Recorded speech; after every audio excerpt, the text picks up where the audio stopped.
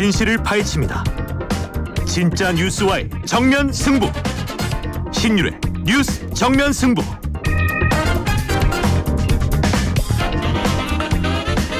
신율의 뉴스 정면 승부 2부 시작합니다. 오늘 2부에서는 사실 저희 제작진 저는 물론이고요. 항상 감사하고 고맙다라는 생각이 드는 분 모셨습니다. 바로 국민의힘 이상민 의원인데요. 진짜 저희 많이 어려울 때 도와주시고 하셨던 분입니다. 국민의힘 이상민 의원 연결하겠습니다. 의원님 안녕하세요. 네, 안녕하세요. 예. 아이고 대통령이 요새 좀 많이 바뀌려고 노력을 하는 것 같아요. 예?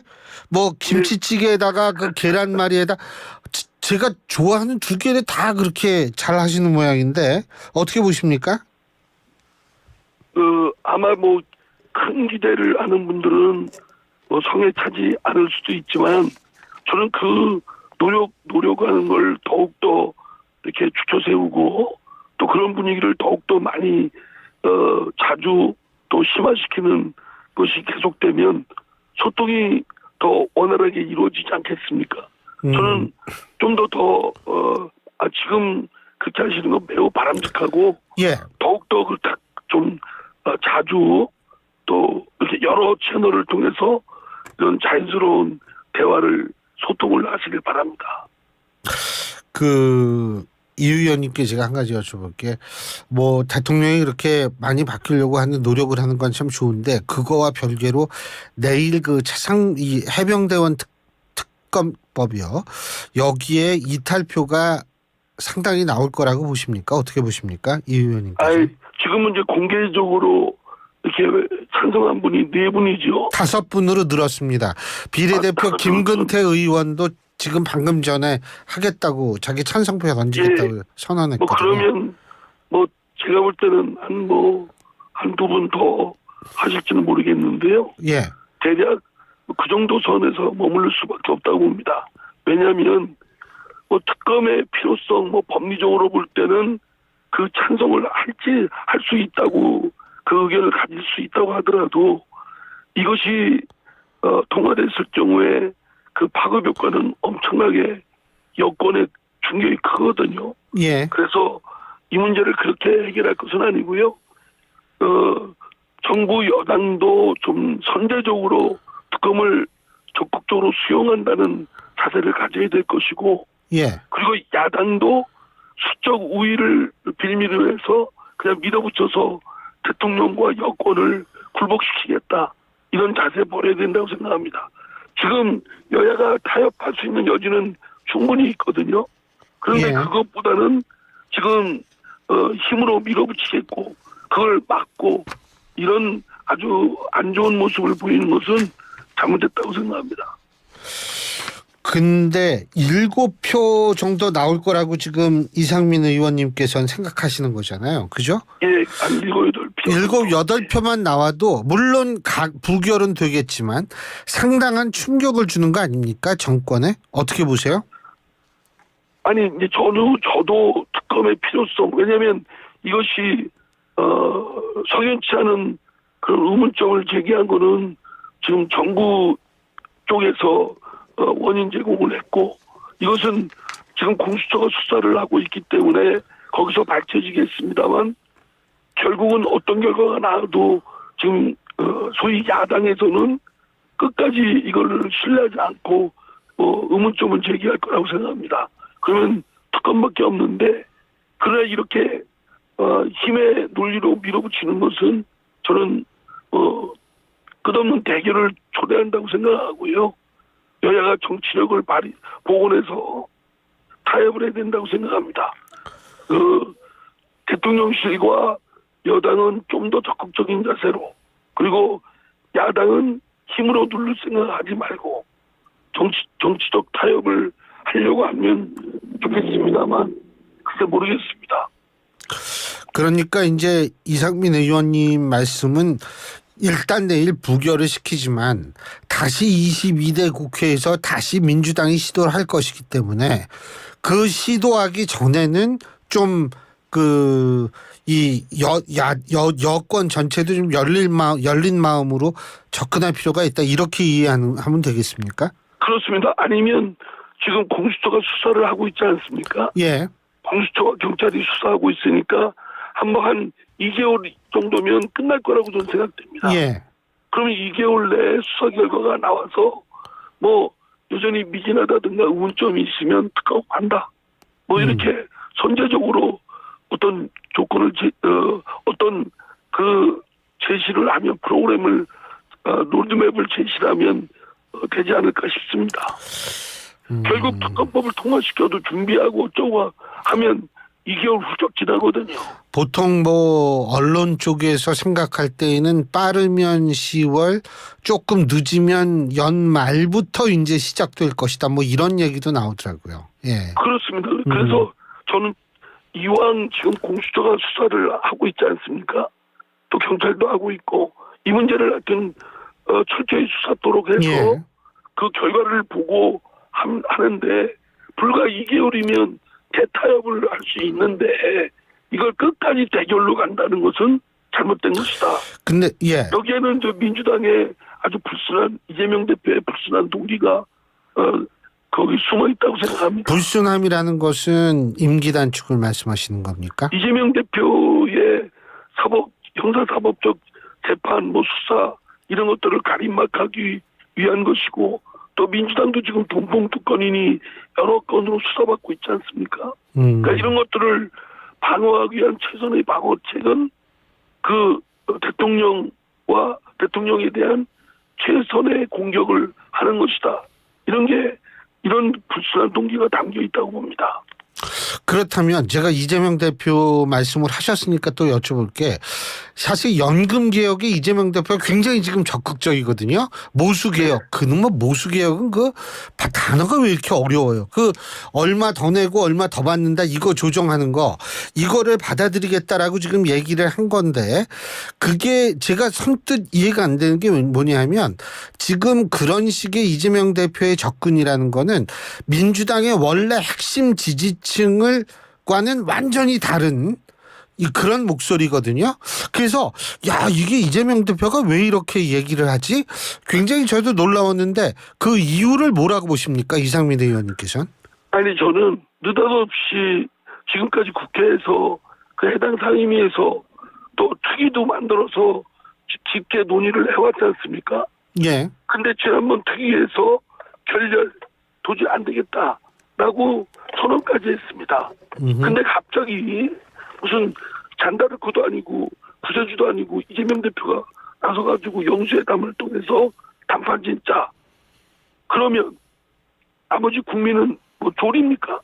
이거 다 청년 세대고 미래 세대고 또 지금 기성세대들의 이해관계가 걸려 있는 거고 노후 복지 체계의 그 지속 가능성 또 재정의 안정성 이런 것들이 복잡하게 얽혀 있는 문제인데 이거를 무슨 저 이재명 대표가 그냥 갑자기 자기 혼자 결단을 내려서 그 대통령과 하면 결론을 낼 수 있다 이렇게 생각하는 것이 매우 반민주적이죠. 지금 소위 말해서 뭐 소득 대체율, 보험료율 어떻게 9%, 13% 하겠다 또는 42%에서 44% 하겠다 이런 시뮬레이션을 제대로 아는 국민이 얼마나 됩니까? 아이고, 그건 계산이 안 되죠, 일반 국민은. 그러니까요, 국민들이 아직 그거를 이해하고 공론화하는 데는 숙성이 안 됐습니다. 이것은 조급증 내서 해결될 문제가 왜 그럴까요? 그것도 똑같죠. 전국의 주도권을 계속 주도권을 주고 공격해서 성공을 해가지고 자신의 그 비리 뭐 이런 의혹들을 가리려고 하는 거 아니겠습니까? 그러니까 결국 연금개혁이나 해병대 특검법이나 이런 것들이 전부 이게 사실은 보수 이슈와 관련 있는 거 아닙니까? 그죠? 그러니까 이런 네네. 거를 공략함으로써 뭐 사법 리스크를 좀 덮고 그리고 역시 보수로의 지지층 확장을 꾀한다? 뭐 이렇게 이해하면 되겠습니까? 뭐 그 주된 거는 이재명 대표의 사법 리스크를 어떻게든지 가림막하고 방패를 하고 시간 끌고 그래서 좀 더 궁극적으로는 최상병 건에 대통령의 관여가 나오면 탄핵을 빌미로 삼아서 대선을 앞당기겠다. 이런 아주 나쁜 음모까지 있을 거라고 짐작이 됩니다. 알겠습니다. 저 이재명 대표와 민주당은요. 예. 이재명 대표의 사법 리스크, 형사사법의 의혹을 가리는데 또 민주당의 동봉특권을 비롯한 여러 비리 의혹들을 가리는데 제일 혈안이 되어 있습니다. 알겠습니다. 그 의견 잘 들었고요. 제가 또 다른 게 홍준표 시장이 요새 굉장히 그 말씀을 많이 하시잖아요. 근데 여당이 대통령을 보호하지 못하고 질의멸렬하면 윤 대통령은 중대 결심을 하지 않을 수 없을 것이다. 동의하십니까? 어떻게 보십니까? 아니 저는 그 홍 시장의 말에 매우 문제가 큰 결함들이 있는 게 예. 첫째, 아니 여당이 무슨 대통령 보호기구가 아니잖아요. 여당과 대통령은 국정을 책임지고 끌고 나가는 파트너입니다. 예. 그리고 민심을 잘 받들어서 대통령이 국정을 잘 하도록 할 수 있는 견제와 감시 이런 것들을 하는 역할인데 무슨 대통령 여기가 무슨 왕조 시대도 아니고 대통령을 무슨 보호하고 이렇게 있는 낡은 프레임에 여전히 갇혀 있고 더더구나 큰 문제는 대통령이 중대 결심한다고 하면 국민들은 그 국민의힘의 당원이나 지지자들은 물론이고 국민들까지 가슴이 철렁합니다. 그거 겁박하는 것밖에 더 됩니까? 예. 그런 말씀은 매우 경솔하고 아름답지가 못합니다. 근데 그 대통령이 중대 결심을 한다라는 게 결국 탈당이라고 저는 받아들이는데 또 모르죠. 홍준표 시장께서는 내가 언제 탈당이라고 그랬느냐 이렇게 말씀하실 수도 있지만 전 이게 탈당이 아닐까라는 그런 생각을 하는데. 아니, 저도 대체로 다 그렇게 알고 있지 않습니까? 그렇죠. 근데 홍 시장은 그러면 무슨 의미입니까? 언제 탈당이라고 했냐 그러면 중대 결심이 무슨 의미를 말하는 거예요? 예. 근데 지금 3년이나 남았는데 만일 그런 결심을 글쎄 여기 굉장히 대통령 본인의 손해가 아닐까요? 전 그런 생각도 들더라고요. 왜 만일 예. 그리고 그런 말씀을 그렇게 함부로 하면 국민들께서는 얼마나 이 한국 정치 상황을 편안하게 매우 불편하게 보시고 계시는데 또 하나의 충격을 줘서 마음을 흔드는 것밖에 더 됩니까? 민심을 흔들는 거죠. 그거는 실제로 심하게 표현하면 국민들, 당원, 지지자들을 겁박하는 겁니다. 그리고 한동훈 전 위원장 비판도 좀 드물지 않게 나오는 것 같지 않습니까? 근데 이제 특정인을 연일 비판하는 건 대선으로 의식한 게 아니라 또다시 생길 수 있는 갑툭튀를 막자는 것. 다시 말해서 갑자기 툭 튀어나왔다는 얘기인데 이렇게 한 전 위원장에 집중하는 이유는 뭐라고 보십니까? 갑자기 툭 튀어나올 수밖에 없는 게 국민의힘의 사정 아닙니까? 예. 만약에 홍준표 시장께서 자신이 있었으면 시장 그만두고 저 당에 와서 헌신을 해야죠. 그렇지도 않고 어쩌면 비껴서 있던 분이 지금 어쨌든 한 외부에 외부에 있던 한동훈 위원장을 국민의힘 수요와 필요에 의해서 오라고 해서 비대위원장 맡아서 했으면 그러면 최소한 수고했다. 많이 노고를 아끼지 않은 것에 대해서 아주 높이 평가한다. 이렇게 격려를 해주는 게 좋지 않습니까? 예. 갑자기 툭 튀어난다고 하면은 그러면 왜 그런 환경이 나온 국민의힘이 문제 있는 거 아니겠습니까? 갑툭튀를 만든 건 결국 국민의힘이다. 그렇죠. 예. 근데 지금 사실 한동훈 위원장이 움직이는 걸 보면 일단은 도서관에서 이렇게 목격도 되고요. 그 다음에 SNS로 이제 약간 얘기를 하다가 그 다음에 지난번에 이 해외 직구하는 이 직구를 금지하는 것에 대한 어떤 정책적인 언급도 하고 이게 일종의 이렇게 딱 일련의 이게 행위가 좀 아주 체계적인 것 같은데 그러면 다음은 뭐를 해야 된다고 보세요? 글쎄, 제가 한동훈 위원장을 원래 얼마 전에 만나서 이런저런 얘기를 나누려고 했었는데요. 예. 워낙 그 언론이 알고서 관심을 가져서 부담이 돼가지고 이제 만나지 못해서 예. 어떤 생각을 갖고 있는지는 잘 모르겠습니다. 예. 다만 뭐 한동훈 위원장이 지난 총선 결과에 대한 책임을 지고 물러났고 그거에 대한 일정 부분 책임이 유지돼야 된다는 점은 저는 그런 생각을 갖고 있습니다만 전당대회에 나가느냐 안 나가느냐는 사실 그분의 선택이고 또 다른 사람들이 경쟁자들이 나오지 마라 나와라 할 그런 입장은 아니라고 생각됩니다. 뭐 선의의 경쟁을 통해서 예. 어쨌든 지금 한동훈 위원장은 당내든 당외든 높은 지지를 받고 있거든요. 예. 그래서 그분이 전당대회에 나오기를 바라는 분들은 지금의 그 국민의힘의 무기력하고 그 패배의식에 젖은 것을 돌파하려면 예. 한동훈 위원장의 리더십이 필요하다. 이렇게 말씀하시는 거에 대해서 제가 그동안 한동훈 위원장은 책임을 지고 물러났는데 또 나오는 건 말이 되느냐. 거의 뭐 이재명 모델하고 비슷한 거 아니냐. 이런 거요. 저희 주장이 반론을 제기하기가 좀 어려웠습니다. 나오면은 될 것 같으세요? 제가 보기엔 가능성이 제일 높지 않나 싶거든요. 왜냐하면 당내든 당외든 지지율이 상당히 높습니다. 뭐 여론조사 그 결과가 그런 게 아니라 실제로 많은 분들을 만나보면 나오기를 바라고 있습니다. 그래서 저한테도 반대하지 말라고 막 그럽니다. 근데 그게 대권 도전이 만일 한동훈 전 위원장이 대권 도전이 목표라면 나오는 게 유리할까요? 어떻게 보세요?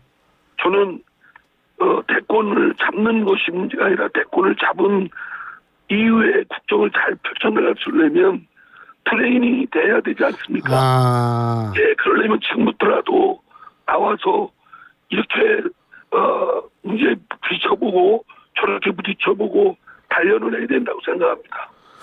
뭐 지금 기준으로 봤을 때 상대는 역시 이재명 대표일 텐데 그럼 맞상대로 적임자다 이렇게 보시는 겁니까? 글쎄요. 이재명 대표는 그런 어떤 도덕성이나 이런 점에 저는 한동훈 위원장을 훨씬 압도적으로 보고 있습니다. 예, 알겠습니다.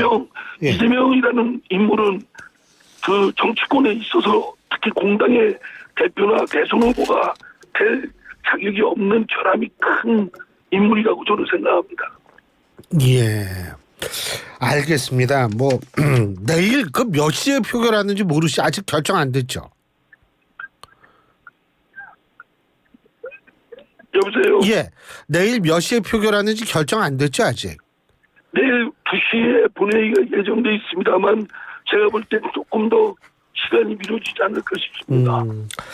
알겠습니다. 내일 한번 또 지켜보고 다음번에 또 귀중한 말씀 한번 듣는 시간 갖겠습니다. 오늘 말씀 잘 들었습니다. 고맙습니다. 네, 감사합니다. 예, 지금까지 국민의힘 이상민 의원이었습니다.